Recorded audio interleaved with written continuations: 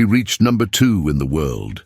He had a backhand that looked like it belonged in a museum, 15 career titles, an Olympic silver medal, and by every technical measure, Tommy Haas was ready to win a Grand Slam. He never did.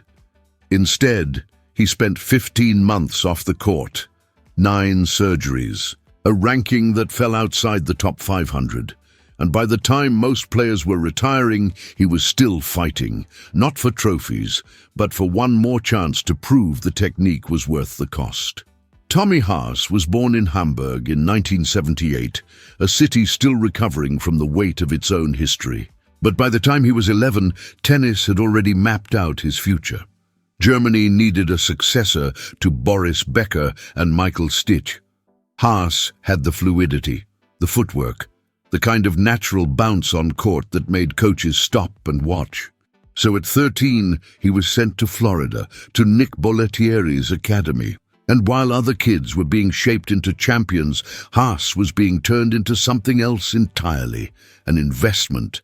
His father sold shares of Tommy's future earnings to fund the training. Not scholarships, not sponsorships, shares. Like stock in a company that hadn't produced anything yet, and the pressure that came with that wasn't just about winning matches. It was about delivering a return. This is the story of what happens when perfect technique meets a body that can't sustain it. When the talent is there, but the biology keeps breaking. And when the only way forward is to outlast everything trying to end you. The Bollettieri system wasn't designed for comfort, it was industrial. You worked like a dog or you left. And for Haas, leaving wasn't an option. He'd been commodified before he understood what that meant. Investors expected results. His father expected validation. And Tommy, he just kept his head down and worked. The academy gave him everything technically, a serve that could stretch rallies, a forehand with enough topspin to control pace. And that backhand, one-handed, fluid, the kind of shot that made analysts call him an aesthete, even when he was losing. But it also gave him something harder to see, a kind of emotional armor. People saw arrogance, the way he'd complain about towel quality in Memphis, the way he needed his box to be present, always watching, always validating. But that wasn't arrogance, that was survival. When you've been turned into a commodity at 13, you don't learn to rely on yourself. You learn to need the team, the structure, the voices telling you you're doing enough. And what do you do when that structure starts to crack? By 2002, Haas was number 2 in the world. He'd won 15 titles, he had an Olympic silver, he was supposed to break through at a Grand Slam. But there was a ceiling he couldn't break. Analysts called it the 4th gear problem. He could operate at an elite level consistently, but when the pressure spiked, when he needed that extra smidgen of power, that tactical ruthlessness, the 5th gear just wasn't there. He was stuck, not because of effort, not because of talent, but because somewhere in the wiring, the ability to elevate at the exact right moment had been replaced with the need to prove he was worth the investment. He was 24, number 2 in the world, and his body was about to start breaking in ways no one could have predicted. It started with the shoulder, then it kept going. In 2002, Haas had surgery on his right shoulder, then again in 2003, 15 months away from professional tennis. When he came back, his ranking had fallen outside the top 500. Most players would have walked away. The shoulder was his serve, his stability, the foundation of everything.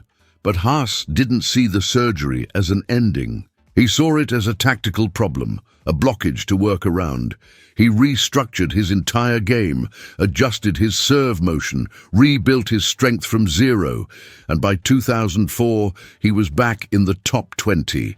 The ATP gave him the Comeback Player of the Year award, but here's what nobody saw coming. While Haas was rehabbing his shoulder, his parents were in Germany. They were on a motorcycle, and in 2002 they were hit. His father, Peter, went into a coma for 3 weeks. His mother, Brigitte, spent days in intensive care. Haas flew back. And for the first time since he was 13, tennis wasn't the heaviest thing he was carrying. He sat in that hospital and realized something most athletes never confront until it's too late. You can't compare a shoulder repair to a situation where someone might die. You can't treat a torn tendon like it's the end of the world when you've just watched your parents fight to stay alive. That shift, that perspective, changed him. Not all at once, but slowly. The arrogance people saw. It softened. The need for external validation. It turned into something quieter. He still needed his team. But now it was about connection, not proving he was worth the investment. And when he returned to the court, he wasn't just playing for rankings anymore. He was playing because the alternative, quitting, felt like giving up on the people who'd fought to stay alive for him. Pressure doesn't break you. It reveals what you've been carrying all along. In 2006, Haas reached the semi-finals of the Australian Open. In 2007, he beat Nikolai Davydenko in 5 sets, screaming at himself between points, "You're going to win this match." It worked, but the body kept breaking. Hip surgeries in 2010, ankle sprains, elbow repairs, and in 2014, another shoulder surgery, the 4th on the same arm. Each time the same question, how much longer can you do this? His answer was always the same: one more tournament, one more match, one more chance to prove the technique was still there, even when the biology wasn't. By 2012, he'd been through 8 surgeries. He was 34, and he was about to win Comeback Player of the Year for the 2nd time. But the 9th surgery was different, because this time, he knew it might actually be the end. April 2016. Haas had surgery number 9. This time, it was his right foot. Torn ligaments. And at 38 years old, most people assumed he was done. But Haas didn't care what people assumed. He had a 4-year-old daughter, Valentina, and he wanted her to see him play. Not on video, not in photos. He wanted her to understand what her father did for a living before it was too late. So he rehabbed. Again. And in 2017, at 39 years old, he entered the tournament in Stuttgart. He wasn't supposed to win a match. He was ranked outside the top 300. His body was a catalogue of surgical scars.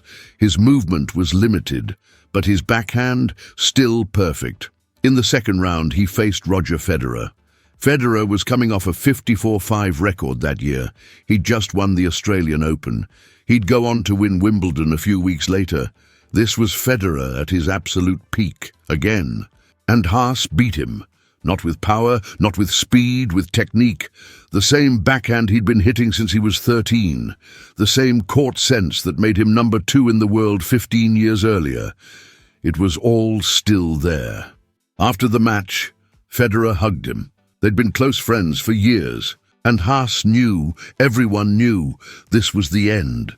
Not because he lost the next match, but because the point had been made. The technique was eternal, even when the body wasn't. So what's left when winning doesn't fix it? For Haas, the answer was simple. You stop measuring yourself by what you didn't win. You start measuring yourself by what you refused to quit. He retired later that year.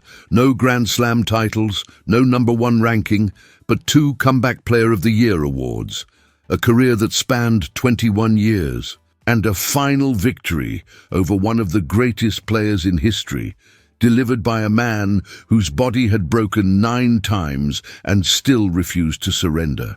The last thing Haas did on a professional tennis court was prove that the body doesn't get the final word.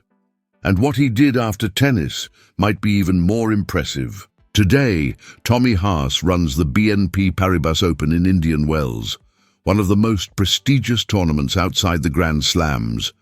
He works alongside billionaire Larry Ellison, overseeing operations, player experience, and strategic vision. Under his leadership, Indian Wells has been voted the best tournament on tour by the players, multiple years in a row. He's also on the board of Matchpoint Impact, a non-profit that uses tennis to mentor at-risk youth. He teaches them the same thing he learned the hard way: character matters more than the scoreboard. Haas never became the Grand Slam champion people expected, but he became something harder to define. A man who proved that resilience isn't about avoiding the break, it's about what you do after. There's a point where continuing takes more courage than quitting. Haas found that point 9 times, and every time he chose to continue, not because he thought he'd win everything, but because stopping would have meant letting the body decide when the story ended. And he refused to give it that power. This channel exists for stories that don't fit into highlight reels. Stories about the weight athletes carry when the cameras aren't watching. If that resonates with you, subscribing is the next natural step. And here's the question worth sitting with. When your body tells you it's over, but your mind knows there's still something left to prove, how long do you keep going? Leave your answer in the comments. I'll be reading them.